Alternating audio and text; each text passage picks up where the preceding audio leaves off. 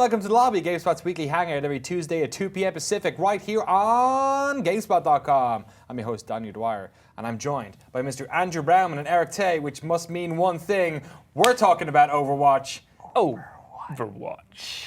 That's the we should sing title phrase that happens when you boot the game, right? On the beta? No. No? Just make that up? It's just how we say it ever since that one trip. Overwatch. Yeah, it's almost been 12 months since we drove our asses down to Anaheim to play Overwatch for the first time when they announced it at BlizzCon 2014. Today the beta opens up. A closed beta. Super closed, it seems. Invite only, by the looks of things. So. That's how you've gotten in. That's how we got in. My account still hasn't unlocked. So if you work at Blizzard, please. And it kind of sucks that we get to talk about it and no one can like join us Completely. on our matches. Yeah, unless you're lucky enough to be one of the people that got in somehow. Yeah. If you're a YouTuber, like you're probably killing us right now. But that's cool. But yeah, so Tay hasn't played it in a year. We played it just a few weeks ago. Yes, we did. It may have shifted in a little bit of form, but it's basically the same game. There's 18 heroes, I think, right now in beta. Yep. And It's like 4 or 5 different you maps. can switch anytime. It's not like you're locked in for the whole match. As many people can be as many heroes at the same time. So you can have like a team of all tracers, which I've always wanted to do and get gameplay of that, so maybe we should try that later. Yeah. Sounds like a terrible idea, though. Dude, I don't know though, because like Tracer's super good if you're good at. Anyway, all varying abilities in these characters, like super different on each one. But they're divided up into like tank, which has lots of health, support, which either makes you run faster or heals, defensive, which kind of covers a lot, which is builders and turret. And snipers, which is that. And then there's offensive, which are like just people that shoot stuff, basically. And Tracer, who's awesome, who's like the poster girl. Is that your favorite so far, you think? Of all the heroes, yeah. No, I've never actually played Tracer. Oh, really? Yeah. Is Bastion still OP? No, I just suck at. I'm the wrong person to ask that because apparently I can't get kills anymore in Overwatch. Right. Like it's reached the point where it's been a bad morning. What about you guys? Like, how are you feeling about it? Eric, what's it been like for you coming back after like a year of not playing it? It's still a lot of fun. I want to give credit where credit's due. Granted, it is a beta, but the UI has gone a lot better from what it was before. Yes. There's a lot of like good, just helpful beginner tips. Everything that you need to know about your hero, you can easily access with F1. I mean, yes, the game is pretty much like 4 buttons, but every like hero or whatever you want to call them, does things differently. They have different movement mechanics and different like left click, right click. But yeah, it's still a lot of fun. I like Andy. It's taking a little bit to get back into it. I'm still having loads of fun. It's just that I'm not dominating like we were that one time. I guess. So I think it's just getting used to that. And I think also for me personally, I haven't played a keyboard mouse shooter in so long. FPS. Oh, you're on that Destiny train. I'm on that Destiny. I played Halo. Got that Destiny rust. So I'm on those thumbsticks, shake it off. opposable thumbs instead of the precision of a mouse, which is what I used to like clamor about. So right now it's closed. It seems like this might be going on indefinitely. Yeah. Blizzard haven't said, but by the looks of it and what they did with Heroes, perhaps this will just be it until the game's out. They've also said that they're going to have open weekends for stress testing. Yeah. They haven't said when exactly that's going to be, but if you're interested in playing Overwatch, make sure that you opt into the beta stuff on Battle.net because, they're going to be opening this up for everyone else. A couple of like cool things though too that speaking to like Blizzard doing betas, basically, they could change like any of this, of course. Like and it sounds like that's what they're going to do. Yeah. But one of the big things that they've kind of done is they got rid of a leaderboard when you press tab or whatever to get the score screen. So, and they also made a distinction between eliminations and finishers. So talk about that a little bit. And I'm not quite sure. Because the interesting thing about that usually when you hit tab on a FPS, it says it ranks them based on like kills or whatever. Or points. And I thought that seemed like a kind of a piecemeal change, but it actually does kind of change. The feel. It pushes people towards a team play that I feel like a lot of other games, even like CS and stuff, doesn't you're all about the necessarily kills. do, right? You just want to be on top of the leaderboard and in this, a lot of the heroes actually don't finish other heroes. Like they don't get that blow, the killing blow, but they do a lot of damage, or they do a lot of support, or they get you there in the battle faster, or they soak up damage. Which is like a huge part of the game, is just soaking up damage. I think that's another like fun element that makes this game more appealing because you can play differently, right? Like you can play Mercy and you can play support the whole time. You can heal or you can give buff damage, and you don't even have to do any damage if you don't want to. But her secondary, like her pistol, is actually pretty good from the last time I played it. And so you have varying styles of play. Like you want to try to make a team that's kind of cohesive and like kind of well-rounded. I mean, even the tutorial or the UI will tell you, hey, by the way, you don't have that many offensive players on your team, so maybe one of you guys should switch, kind of thing, right? Yeah, like you don't have to. Yeah. But it says like, oh, you don't have any tanks at the moment. Yeah, Or you've got exactly. too many healers or something like that. Too many support people. Which is terrible, actually. Yeah, if that happens, it's an absolute fucking nightmare. And you can switch, like I said before. Like the cool thing is, we All the played a time. match, and it's like, all right, we need to kind of step up a little bit more something, and I'm like, I need more damage. I need more tanky stuff. So I'm like, I'll switch to the ape guy, Winston, and just get in there and mess up some. But not because you haven't been playing good with somebody else necessarily. Not necessarily, but perhaps because, exactly. Like maybe the tactics have changed. I was playing as I forget one of the snipers who like launches. Oh no, she's support, but she also like throws mines up on. She makes the teleport. Widowmaker? Oh no, that's whatever her name Oh is. yeah. She's got a crazy name. But I was playing as her, and then after a while, it didn't make any sense for me to be making the teleporter because we've been pushed back so far. So I was like, oh, I'll swap to somebody else. So it is a lot of like on the fly sort of team tactics, which I guess really does push this into the esports sort of area, which is very much what Blizzard are trying to do. What do you think about that, Eric? I think that if and when it does get to that point, I think that the game is going to be accessible for everyone, but when it hits that kind of esports level, they're going to probably have draft modes, which will be kind of weird because like that's not how this game maybe is meant to play casually, but like in terms of esports, there's probably going to be picks and bans. I wouldn't be surprised, like to see like certain players playing specific roles, almost MOBA-esque, right? Because again, you have tank, offensive, support. So like I wouldn't be shocked to see kind of locked in modes for one map. And the maps are pretty fast. Like they're 5 to 10 minutes. Sometimes you get the extended overtime and stuff like that. But it's interesting though that was brought up when we were at Blizzard, and they sort of replied saying that they haven't ruled out doing any of that stuff. But especially at this stage with the beta, I think they're keeping all options open. They're keeping the gameplay as open as possible. And then they sort of alluded to the fact that perhaps later they might start to trim down some of the choice within different game modes. But right now they very much seem to be kind of, let's throw out all these characters, all these game modes, and then, figure out what people are like warming to and not. And I guess one of the things I want to ask you guys about is the game mode specifically seems to be the one area in which it's rather traditional. Like they have the sort of loadout mode, which is in Team Fortress. Oh, payload. Payload is in Team Fortress 2.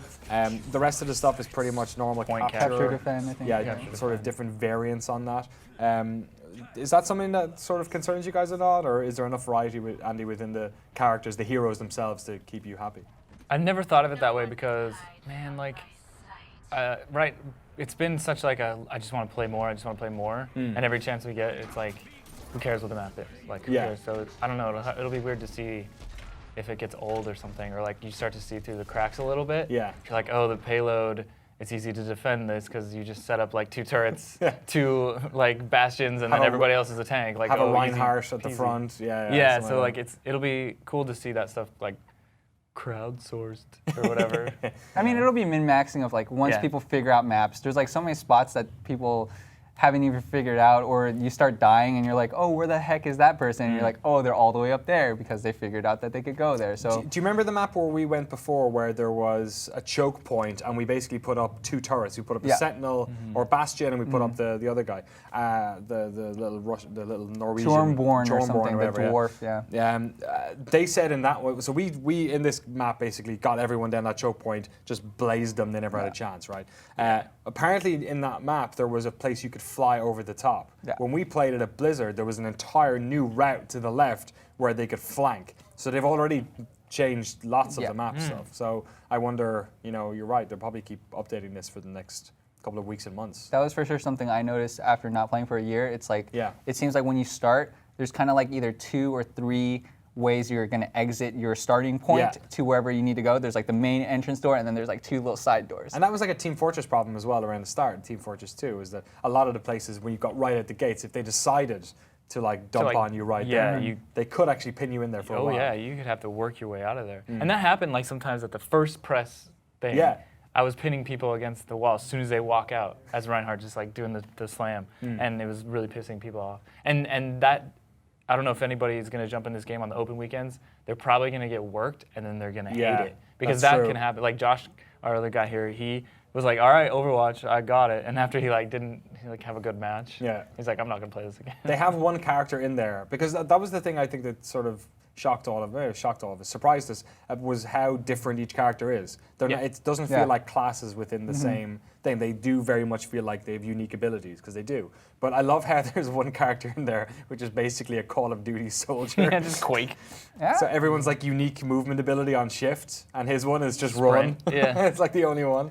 He's actually pretty fun. I played him just now. He's pretty standard, like, here's your standard FPS guy. It's called like Soldier 43. Soldier 76. 76, yeah. Yeah.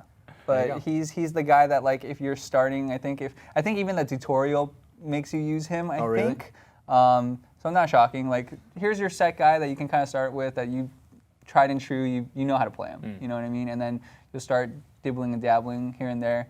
But yeah, I mean, like you said, it could be hard to get into if you get rolled a couple times in the beginning. But I mean, me, Rob, and Mike, side track here. Like, we were playing Halo Warzone, and then we got rolled, and it was like, oh, that sucks. You know what I mean? Like, that's gonna happen with, I think, FPS shooters, and I think you just have to have a little bit of patience and then find your hero. I think once you find one of your heroes, you're like, start kicking butt. You're like, all right, I'm gonna use this guy for a while, and then maybe move off for a little while and try and see. Do I need to go back? But always have that safety net to go back. There's a lot of opportunities for people to become player coaches on YouTube, like or like do those videos like, here's how to play. Yo, man, Winston. you want to be sick, Reinhardt? This is what you got to do. Because it's pretty involved, dude. Like, there's people at Blizzard talking to you the whole time when you're playing at the events. They're like, all right, so do this. All right, jump out, and they're like, and telling you how to play. Well. Yeah, and they're like, all right, now try to like blend you that. You two should do this. Yeah, yeah. Like, oh my god. It totally changes the whole thing up. Like, we had Reinhardt, and then I was the Brazilian dude who's got the the beatbox. Yeah, and if I doubled him up with Reinhardt, suddenly Reinhardt was this like super fast tank. So anyway, we're getting pretty deep into this for a game that's still in closed beta. Thanks very much, guys, for coming on, talking about Overwatch. I enjoy watching you play while I wait for my Battle.net account to unlock for the rest of the week. We need you, man. If you are interested at all in Overwatch, make sure you sign up on your Battle.net account, opt into the beta stuff there, so you can get in on those open weekends. But in the meantime, if you don't get in at all, let us know what you think of Overwatch. If you watched any of our coverage on GameSpot.com over the past couple of weeks and months, we're definitely big fans of it, and we'd like to know what you guys think of it as well. Stick your thoughts in the comment box below. All right, we got a bunch more chat today. It's a first-person shooter day today, basically. We're going to talk about Halo 5. Mahardy's done the review, and he's going to be back in, well, he's almost done the review, and we're going to get him in to talk about what score he might be giving it. Is this, no, not 4, not 4. Is he giving it a 4? I don't know. 7? Maybe he's giving it a 4. Is he giving it a 4? I don't know. You're making all these finger gestures with your hands. Finger gestures. Like... It could be like this. It could be like this. Yeah. It could be like that. It could be like that. Could be like this. Be like you can't even tell. You can't even tell what's on the other hand. Who knows? Like, is it that? Is it that? Is it another 10 out of 10? Who knows? We're probably not even going to tell you, but maybe we will. Stay tuned. I'll be back in a second. First of all, here's that sick Driveclub Bikes trailer you all been wanting to watch.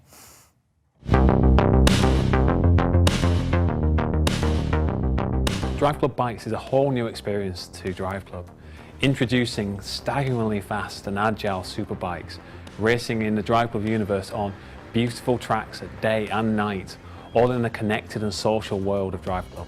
Where I grew up, we used to see them on a Mantiti every year. So the big challenge for me was to really get that sense of excitement and noise in Driveclub Bikes. Multiplayer in Driveclub Bikes is awesome. Lots of opportunity to overtake, lots of opportunity to show off, pull wheelies as you pass each other over the finish line, riding with your clubs. It feels amazing. Obviously it's fast paced, it's close action, it's wheel to wheel. It's incredibly exciting and powerful riding on these amazing super bikes. You've got a whole new bikes tour, you've got new challenges, new face-offs, a whole new mode, skill mode, where you get to show off wheelies, stoppies, and play around on the bike a lot more than you would do with a car, which is great fun. When you're on a bike, it's all about hip placements, shifting weight back and forth for when you're doing wheelies or stoppies. All those sort of things really need us to build the characters from the ground up. So put them all in new fancy leathers. We can now customise the leathers so they match your team colours, and of course the same for the helmets. The clubs in Driveclub now include bikes and cars, and then everything that you do when you're racing in Driveclub now, on bikes, on a car, whichever it is that you want to race with. You'll be earning more fame for your club, so you'll be unlocking new rewards together, new events together, and you'll be able to get more out of playing Driveclub with each other. Driveclub is a constantly evolving game, and Driveclub Bikes is that next step, adding staggeringly detailed bikes from the world's best manufacturers, and it's a completely new way to play Driveclub. We spend a lot of time analysing the bikes, whether it's for audio, so there's microphones placed all over the bikes, and then they're put on racetracks and taken up to the absolute top speeds, and we record every single sound, pop, noise that they make. And then, yeah, we do exactly the same. We scan down to the nearest millimetre. We get all the CAD data that the manufacturers give us, so everything's as close as possible to physically being correct. It's that sense of flow through the tracks and then chasing down opposition. It's something that you don't quite get with Driveclub in the cars, because cars are big meaty things and they're almost muscling their way around the tracks, where there's a lightness of touch to the bikes as they go through. And then when that transfers to multiplayer, you get big packs weaving in and out of each other, and it gives a really good multiplayer experience. So yeah, it's that sense of flow that's really different from cars.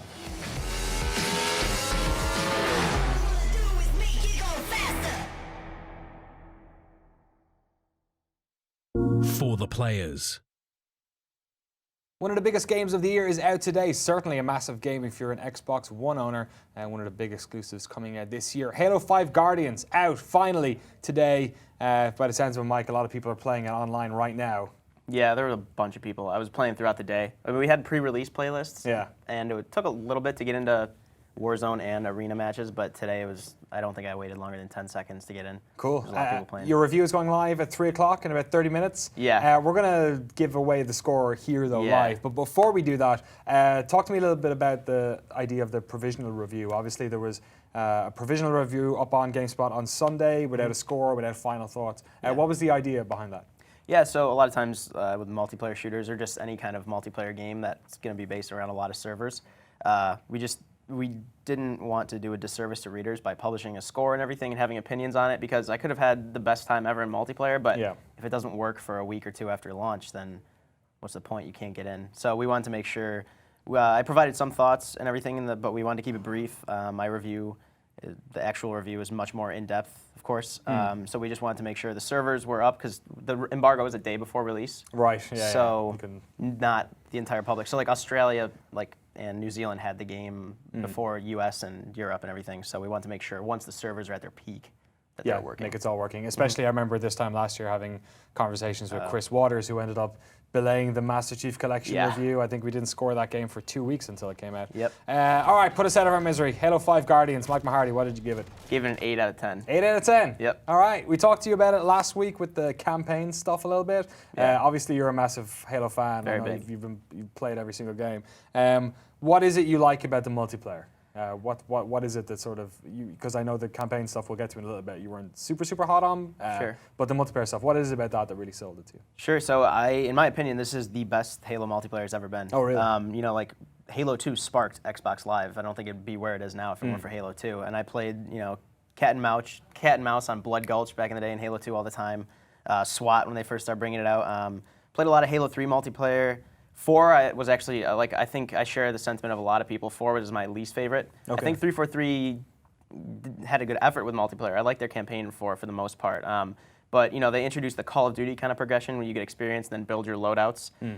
Where there is a new progression in Halo 5, but in Arena, like the classic just Team Slayer, Capture the Flag, SWAT playlists, it's classic Halo. The power weapons are scattered throughout the map. You're starting with assault rifle pistol in most modes, and everybody's starting on equal playing field. I kind of prefer that. Well, at least, it's weird that that's fresh, considering that's kind of the way Halo always was. But it is fresh because everyone else is stuck in. It's like GoldenEye 2 or something. It's like just a classic shooter kind of feel. And map control. Yeah, and they'll tell you their spawn timers for the power weapons, the rocket launcher, the sniper rifle, the plasma caster, which is new. And I really like that because both teams will see like this 11, 10, 9. So you're like, all right, we're going for that, but shit, so are they. It's so interesting, like even old arena shooters that are coming back, Unreal Tournament does the exact same thing. It actually shows you how much is left. Oh yeah, it creates these awesome clash points where everybody's just fighting over the rocket launcher. And then of course someone gets it and blows up half their team on accident, which has happened to me. But yeah, it feels awesome. Because Arena is great, but one of my favorite parts about Halo 5 and just something I think is really fresh for the shooter genre in general is Warzone, the new mode, and it's very MOBA inspired. And I'm not a big MOBA player, but I see their merit, and I understand why people follow them so closely. It's just this great blend of PvE and PvP combat. So this replaces big team battle playlists, which a lot of people were kind of pissed about at first, but once I played Warzone, it erased any doubts I had. Really? So you do have a progression system, but you'll start off, there are 3 capture points, and then both teams have a core, so kind of the fortress in MOBAs. Okay. You can take these capture points, and those let you spawn across the map in more places. You get these rec consoles to call in power weapons, vehicles, but you can also shoot AI, like right here, there's Prometheans guarding this. Oh, so it's like in Titanfall or something, it's like the Minions or Yeah. creeps, I Creep, guess. yeah, creep, yeah. And you kill those, and they contribute. You can see at the bottom here, there's a energy meter. That's your currency pretty much throughout the match. It builds up to, I think, a maximum of 9, which I've never hit. How many humans are on either team? It is a minimum of 9 versus 9, but it Okay. can be up to 12 versus 12. Okay, excellent.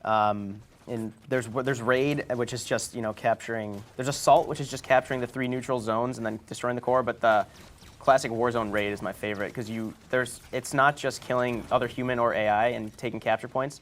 Every once in a while, a boss will spawn. Oh, wow. With an AI boss, whether it's a regular boss, which is worth 25 points, or a legendary boss, which obviously, as the name implies, they take more to kill, but they're worth 150 points, and both teams are just pretty much racing to 1,000 points. Okay, so these bosses aren't affiliated with one or the other teams? They're neutral. Okay.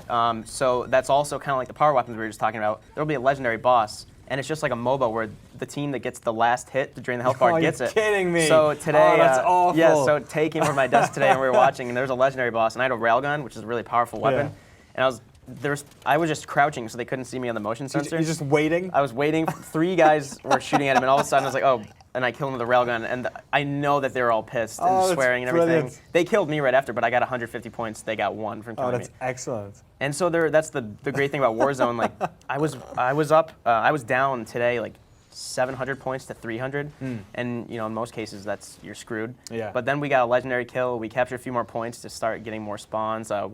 We all started spawning scorpion tanks, and we still lost, but only by like 60 points. Oh, wow. Which is 60 kills or 2 legendary kills. One of the sort of, I guess, linchpins of the Halo franchise has always been the fact that this was a first-person shooter which really integrated vehicles into its combat incredibly well. Like even the first game, there are some levels that we still remember today.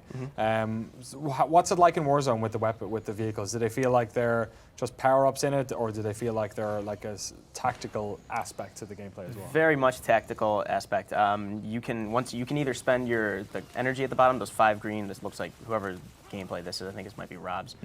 Whoever. You spend those on power weapons, power-ups like overshields or like camouflage. But you can also get vehicles, and then that's where it comes in because you can get a Scorpion that'll help you take out a legendary boss, but then someone on their team could just easily call in a rocket launcher if they have rocket launcher cards to burn through and take you out. So it's very balanced. Like despite the fact that you can call in a Scorpion tank, there's always just these like checks and balances in the requisition system, which is that's the progression system, which you could talk about that for a while too, but it's very balanced, but at the same time, vehicles, can turn the tide of a battle just as easily as killing a legendary boss. Excellent. We'll talk about the campaign in a second, but first of all, another aspect that we didn't really get to talk about much last week was co-op. How does that work? How many people can play, and what's it like? So you can play up to 4 people. People got kind of upset when they heard you can't play split screen co-op, which I agree with. I love that. But playing 4-player co-op in the campaign, it runs very smoothly, and I think they focused a lot on making the online experience smooth, and the result is really smooth. The campaign is pretty much structured like people who played Halo 2 will feel a little familiar with it. You bounce between the Master Chief and the Arbiter, the Elite. Yes, of course. This is sort of the same thing, except you're bouncing between Team Osiris, which is a bunch of Spartan 4s, led by Agent Jameson Locke, who was introduced in Nightfall. It's canonical, but it's not in the games. Then you have Blue Team, which is Master Chief and 3 of his Spartan 2s, who were in the books that I used to read.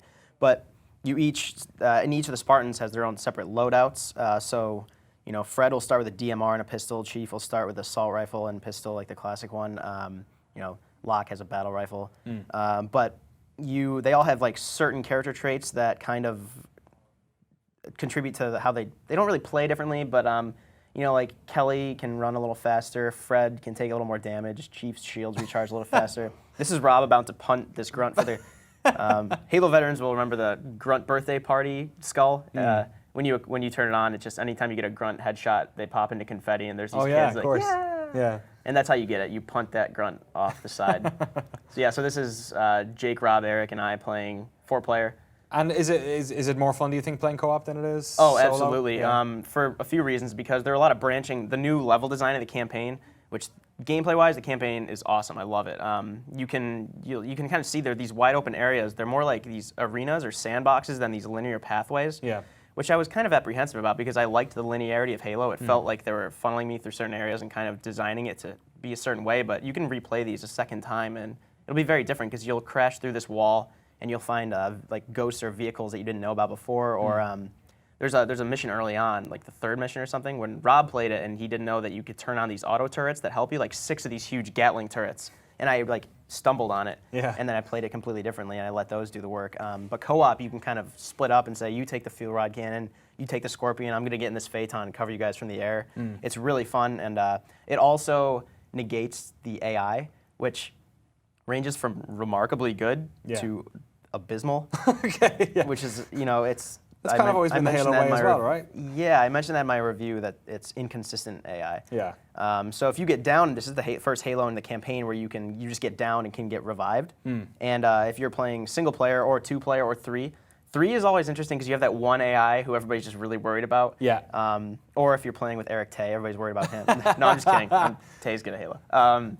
You'll be playing and then you'll say, hey, come get me. And then instead of 2, like in co-op, you can say, you 2 keep shooting, cover us, I'll go get him. Yeah, for sure. And then in AI, they'll be like, she runs up to you, gets killed, and then you'll call for help again. It's a train of like suicide. It's that old Gears of War 1 problem. Yeah. Or, maybe, pre-Half-Life co-op stuff where the AI kind of doesn't make it as fun an experience. Yeah. So yeah, much more fun played co-op then. Absolutely. Sounds like. It's very fun to play co-op. It sounds like you're talking about a game that is, to not use the old reviewer's adage, fans of the series will definitely get behind Halo 5. But what was it about the game, even as a fan of the series yourself, that stopped it from crawling up towards the wonderful reaches of 9s and 10s? Sure. So aside from the AI, which I mentioned as a negative in my review because it can get pretty cloying at times, the story, which Halo 4, for as boring as I thought the campaign was, the gameplay, the story I actually really liked. They focus more on characterization with the Chief and Cortana because Cortana's like his only friend. And really,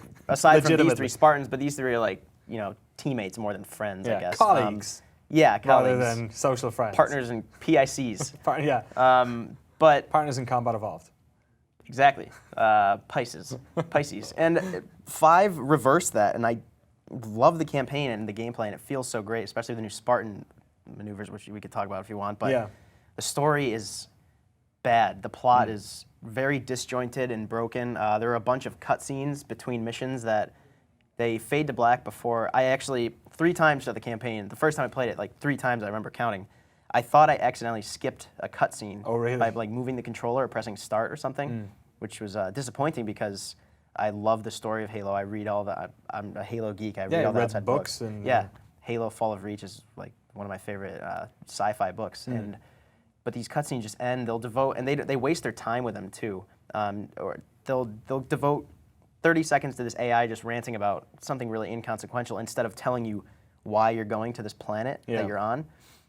So the missions lose a lot of impact because I don't know what's going on, which it sounds negligible, but if they tell a good story surrounding the missions, they can add a lot of momentum and impact to these missions that you're playing. Which is something that's happened in at least the first 3 Halo games, which felt like, it's, you're right, people will say that that's sort of like a flippant aspect to it, but the parts in the old Halo games that had bad parts, stories, people still remember as being irritating. So for that to be continuous throughout the campaign, obviously it wears on you a bit. Yeah, and I still remember when they first introduced the Flood in Halo 1. It was that moment where you go into that room and you see all these dead Marines, but then you watch the recording of that same room you're in from like a few hours before, and you see the Flood attack, and then you cut back to the real time and you're like, holy shit, that's this room. That's an awesome way to tell a story because you're still in the story, but it's not, it's showing and not telling. In this game, they try a bunch of things. Yeah, and they just don't, the cutscenes don't provide any context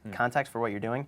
And also, any story that's told in the game, there's a lot of audio logs you can pick up, which I appreciate that it adds to the backstory, but it's the gameplay of the campaign is so, momentous and it keeps pushing you forward, but those slow it down.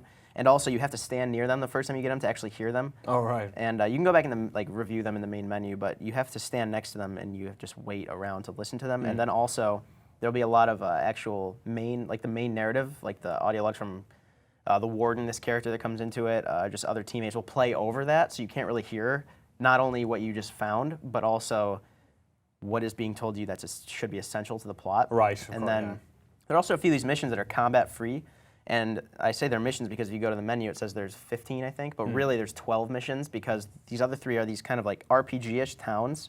Oh, cool. Okay. Yeah, which at first I was very confused. It was the first time I've ever played a Halo mission without shooting anything. Yeah. Which makes me sound like well, a bro. originally it was an RPG. It was a strategy game, actually. Yeah, right. And you go around these towns talking to these people, and their dialogue's well written, but it slowed it down. I just don't think it fits in this game at all. And they really and it happens 3 times.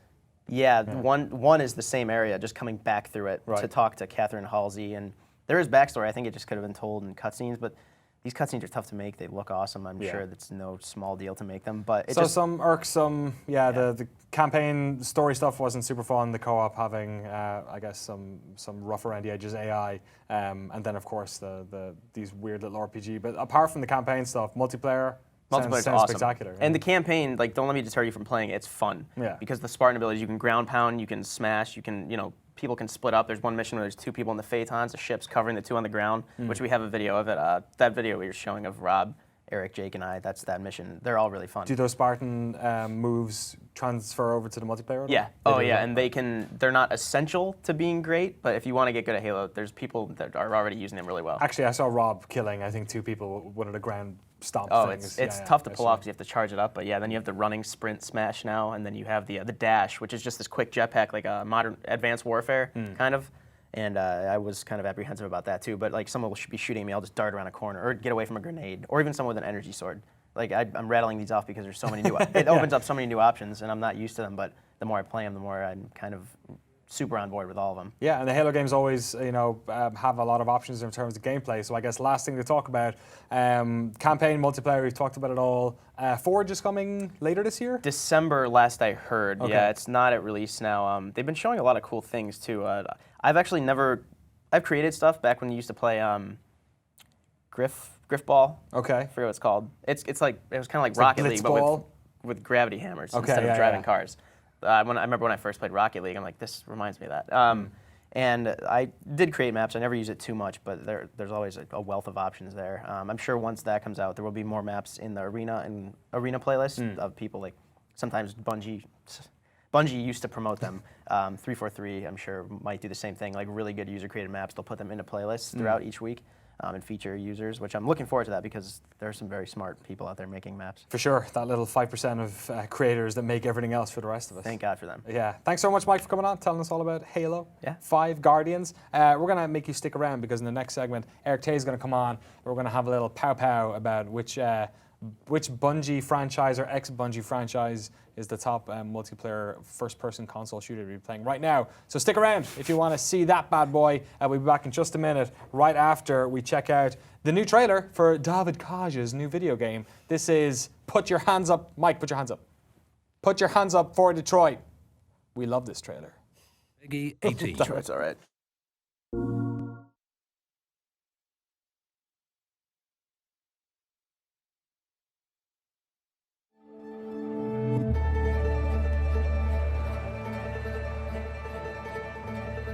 Detroit. This is where it all began. The world's forge.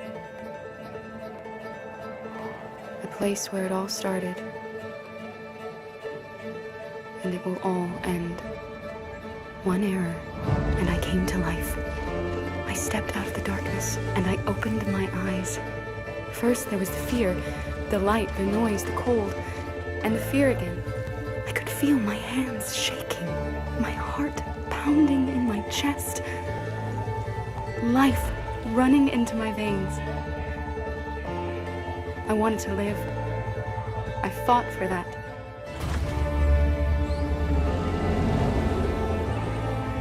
I had to find out what was outside. I had to see daylight, feel sunshine on my skin, wind on my face, to see the world, the colors, the smells.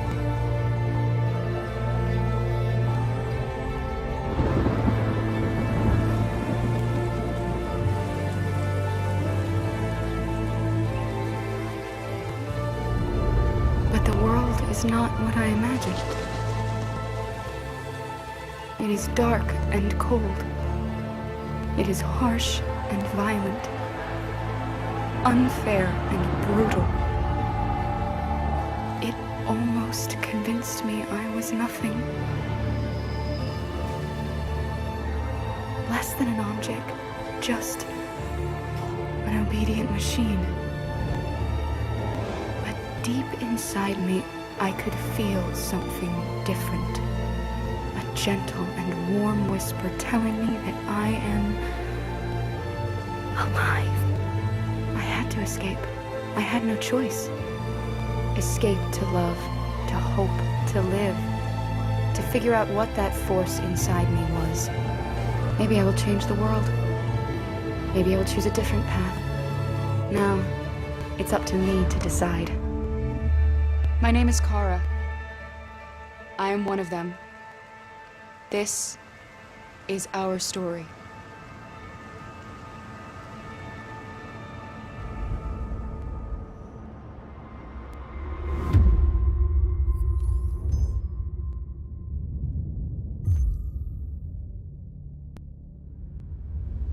PS4 for the players.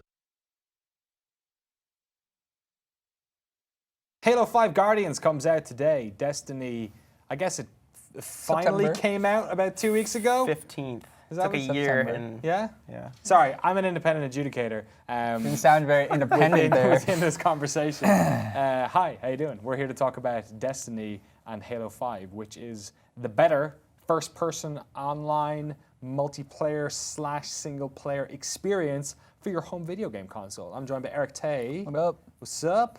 Mike Mahardy, how you doing? Good, how are you? I'm doing great. I'm looking forward to this one. All right, both of you have played both. Yes. Tay, you have played the campaign for Halo 5. You've played more Destiny than I've had hot meals in my entire life.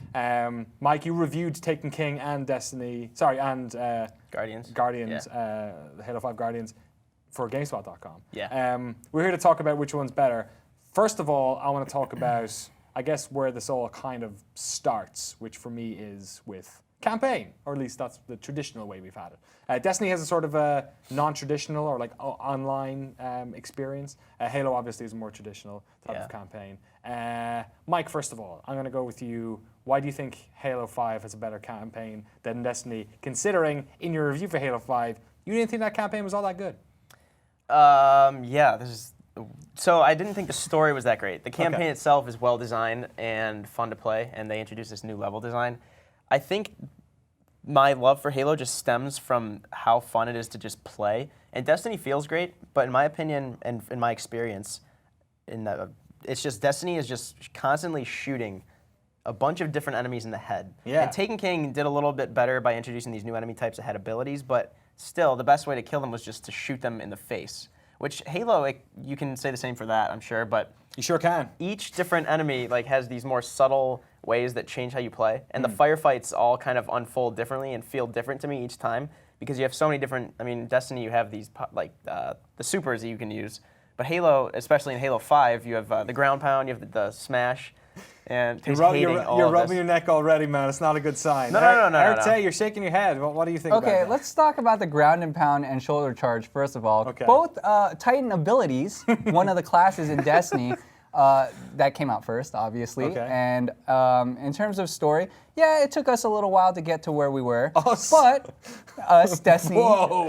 took us. There It took work us for a little- Activision? Yeah, I sure do. No, but it took a while to get there. You know, I think they learned a lot. As you said, with Taken King, a lot more just continuity in between missions. There's just more storytelling. You know, little cinematic trailers or not trailers, but little cinematics in between, just storytelling. Better like back and forth with the NPCs. And I think part of it too is that Destiny's evolving, right? And the raid is kind of the harder portion of the story. That's Yeah. where you end up at, right? Because that's where the big bad boss is, and that's where all the kind of bigger mechanics are, right? That are outside of just your shooting things in the head or in the gut. But I mean, it's the same in Halo. Like, there's a knight, you're shooting him in the armpit so that his head opens up. Yeah, I'm shooting a Vex in the stomach. Like, it's kind of the same thing. But I think with Destiny, there's a little bit more to it because you do have your supers as a subclass, and your subclasses for each class, and then on top of that, with the Taken enemies this time around, they have different things that they do. Captains will throw blind balls at you have to avoid it, and so I feel like there's more like movement than in Halo, whereas like you're just hiding more in Halo, I guess. All right. In the interest of making sure everyone has the same amount of time, I'm going to pass it back over to Mike to retort to that. Anything you have to say about that? Yeah. So in Halo 5, if were you really just hiding behind cover and then shooting and pop out and shoot? Well, yeah, because when you play campaign by yourself with 3 dumb AI, if you play die, campaign by yourself. then chances are you're done for, right? Is Destiny a fun solo experience? No. I think it's okay. At least it scales a little bit better, and like I think you're less frustrated from the fact, like if you die, you know why you died, right? And like it's like Halo, you kind of just feel like someone should revive you. Well, no, that's if you get down in Halo, that's your fault. It's not your fault when the AI is too dumb to revive you, but it's every time I got down, I was like, oh, it's because I ran into the middle of this room when I Like you're safe. That's your safety net. That's not why you're dying. Yeah, it's just more of their attempt to keep it going instead of just checkpoint if it's really tough. But Halo, especially in Halo 5, more than any other Halo, you have so many options laid out before you. Like you can run up a path, do a ground pound from below, sprint at the next grunt, Spartan smash him across, turn around, obviously fire a few shots at your battle rifle, then throw a grenade, which, like, Destiny does have that movement, but I actually played Destiny more of, like, take cover and then shoot at these enemies who would take varying amounts of bullets to kill, which, again, Taken King did improve on that, but I still felt like Halo, these subtle nuances they added to the movement just completely changed how I looked at maps, especially because the map design was, I think there's more focus on creating a good level, whereas Destiny is a lot more open than Halo 5, which they're not going for the same thing, but I think I personally prefer Halo 5 style, which is sort of linear, but these arenas where you can kind of, like, it's like a playground almost, and kind of get on this turret or, get in this Banshee that you just found, or just completely find this new weapon cache you didn't even know existed. Whereas, you're more attached to your characters in Destiny because it's an RPG, and you're getting new weapons and you're getting new powers with your character up until certain, I don't know, and I really appreciate it. Let's move away from the campaign stuff and talk about multiplayer. Eric, I'm going to let you have the first swing on this one. Obviously, Halo, more traditional multiplayer experience, different game modes, but isolated from the campaign. What is it about Destiny you think that makes it a better multiplayer experience than Halo 5 Guardian? I think on top, I think max in Halo is 4, right? 4 people that you can party up with. So in Destiny, you can do 6. Well, in co-op. In co-op. Yeah, if you're playing online, like in one of the other modes, you can have like 12 buddies, right? Yeah. Easily. Okay, well, I don't think so. You're talking about co-op campaign. You're talking well, about no, I'm talking about multiplayer, talking about though. Can you have more than 4 in your fire team? In Arena, you can only have 4, but you can have, in a fire team, no, but you'll be like with at least 5 other people. But in Warzone, you could have 11 of your friends. You can have 8 other people in addition to your 3 friends, yeah. No, but in addition to his friends. So what I'm trying to say is that in Destiny, you can party up to 6 people, which is 2 people more than Halo. So you can get more buddies in that that you want to play with. That maybe 4 people is not enough. 2 is more, but it doesn't necessarily mean better. Sure. That's fine, but then I like to bring in Giancarlo or Josh to my raid because you can do 6 people raids that you can't do in Halo, and I think that's one of the big proponents there. And I think that multiplayer is ever evolving in Destiny, and one of the things that's pretty cool too is there's a commitment from Bungie to keep patching and making things better. So like when PvP gets out of hand, if a gun is out of hand or if guns are out of hand, they will patch that and they will fix it, and they've been doing that more and more and more.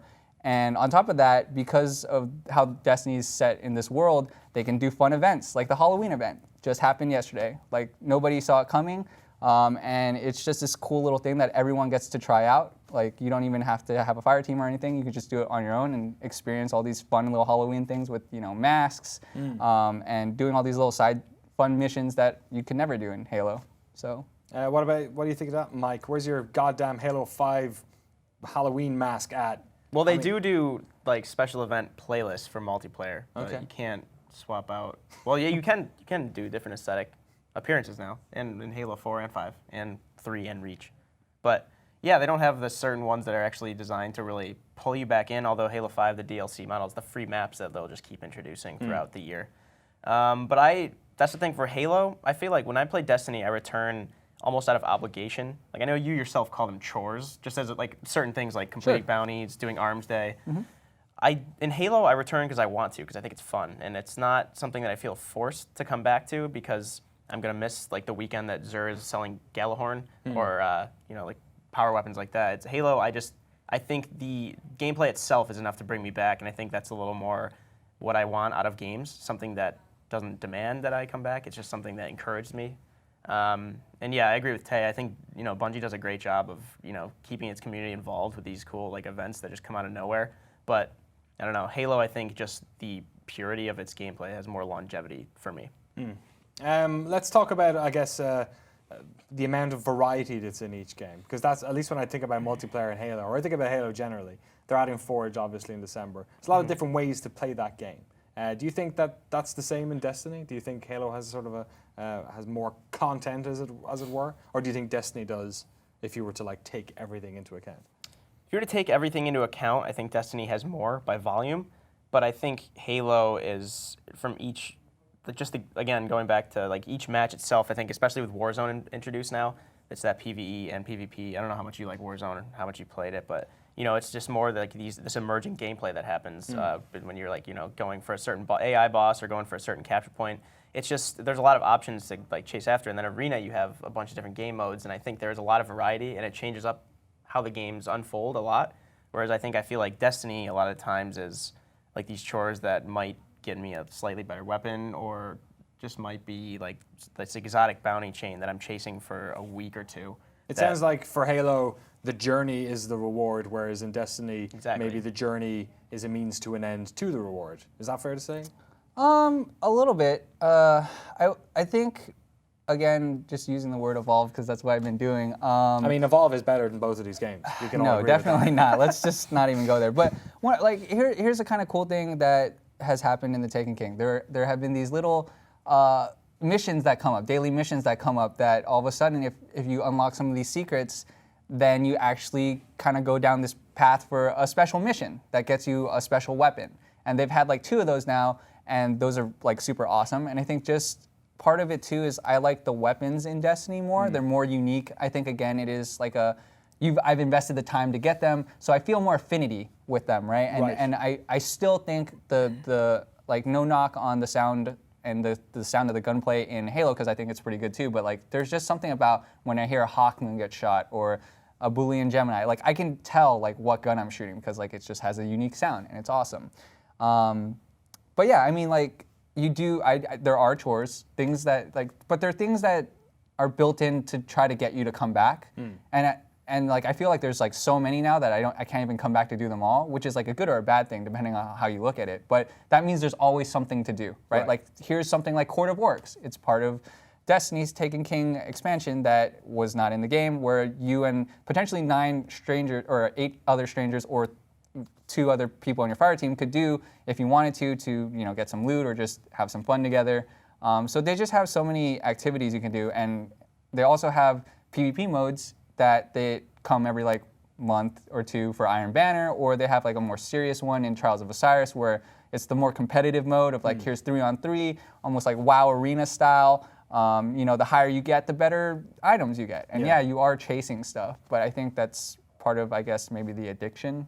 I'll admit that, that's fine. Like that's part of why you're playing the game though, right? That's why you're playing that game though. Yeah. But it's one that keeps growing, and they keep adding more things. As long as you can pay for it. What would you say to that? Yeah, I think by and large, it's just Halo and Halo 5 especially. Destiny undoubtedly has more to do. I think I just feel as if Halo's is more worth doing, again, because I don't feel obligated. I don't feel like I'm missing out if I'm not playing. It's just all on my terms, and I'm coming back at my own leisure. And I think I think inherently it's not designed the same way as Destiny. I think Bungie did a great job in encouraging people to stick around and come back, but I think 343 did a better job with Halo 5 to actually just make me love playing it. And just in terms of, you're right, up to now, like there has been a lot of money spent on Destiny. Again, it's like a value proposition for me. I think it's fine for me because I enjoy it. I spend a lot of time, so the money spent is not that bad. But I will say they have added microtransactions, which is kind of weird, but it doesn't affect the game, so I'm totally fine with it. It's emotes, it's stuff like that, dances, you know, and whatnot that you can buy for silver. And I've heard that they're testing these emotes and these microtransactions because they might use these, the funds they make from this to give free story DLC and stuff like that going forward. And so maybe this Halloween event that they had that's pretty big is like a test case of, let's see, you know, what the people, how much they spend. And like, if they spend enough money, maybe you won't pay for DLCs anymore and the whales can maybe pay for everyone else. Yeah. Doesn't it seem weird that a company that, sorry, I'm supposed to be, that's fine. Not, you know, have no partisanship in this. But if you're talking about a team that has a 10-year contract with Activision to make a game, who employs plus 200 people, do you really think DLC sales is what's going to make them make new story content for the game? I mean, it's possible. Again, like that's just what I've seen in stories. Like that's what they've been putting out there. Exactly. Yeah. So those could just be missions or events, right? Like, it's a nice little. It's just touch, interesting. I think like half because both of you enjoy both games and think there's pluses and minuses in both, but it seems like so much of it has got to be down to like the way we play. Whereas like you kind of wanted an experience where you don't feel criticized for not keeping up with it, where you don't feel like you're being manipulated and you can go in, have some fun, and then leave. Whereas you're very much into the idea of having like a character that's yours, which you couldn't have in Halo, because you couldn't have a character that has the gun that you earned and like the rep that you earned and the, you know, various currencies and level that you earned. Because if you were playing Halo, then you basically be hitting reset largely every single time you went to play it. Do you think it's like it's just like a different strokes for different folks kind of situation? Probably. I mean, like I thought Halo 5 campaign was like pretty good. Like I thought it was okay. I think some of the story and some of the marketing for it wasn't, you know, like it kind of got me there. And I think Warzone's kind of fun if you have enough people, but again, you can have like weird experiences with any PvP FPS where you get rolled and you're just like, well, that sucked, you know what I mean?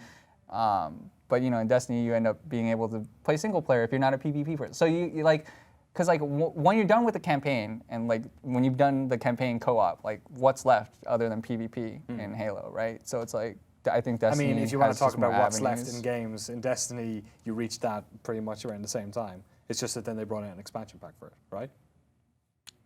No, I'm definitely not sitting on the fence anymore. No, that's fine. But I've not played Halo 5. I can't say. But I mean, again, yes, you might have to pay for the next DLC. But if you've been playing, you're probably gonna buy it, and you're getting new content, right? Like, would somebody that's playing Halo want to pay for? Like, they're not gonna be able to pay for more story, obviously, because it's Halo 6, right?